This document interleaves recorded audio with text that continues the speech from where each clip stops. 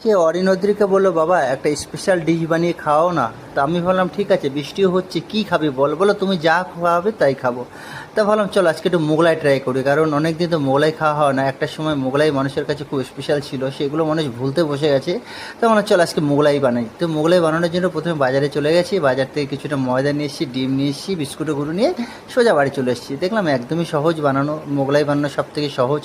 তো আমি প্রথমে একটু ময়দাটাকে ময়াম দিয়ে রেখেছিলাম, তারপরে ওটাকে আমি ওর মধ্যে মোটামুটি রুটিটা বেলে নিয়েছি। রুটি বেলার পরে আমি একটা গ্লাসের মধ্যে একটু পেঁয়াজ কুচি, একটু বিস্কুটের গুঁড়ো আর একটু নুন দিয়ে আমি এটাকে, আর ডিম দিয়ে আমি এটাকে ফেটিয়ে নিয়েছি। তার মধ্যে যে আমি রুটিটা বেলেছি, তারপরে আমি এই মশলাটার মধ্যে দিয়ে ভালো করে আটকে দিয়ে মোটামুটি আমি ওটাকে সেকা তেলের মধ্যে ভাজবো, কারণ সেকা তেলে ভাজলে এটাকে ভালো ভাজা হয়।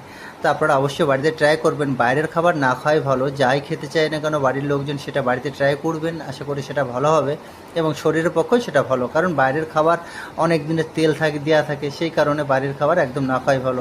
তো এর সঙ্গে তরকারির মধ্যে দেখলাম ঘরের মধ্যে চিকেন আছে, তো একটু সলিড চিকেন নিয়ে নিয়েছি, একটু আলু কুচি নিয়েছি, সেটার জন্য আমি একটু তরকারি করে নিয়েছি।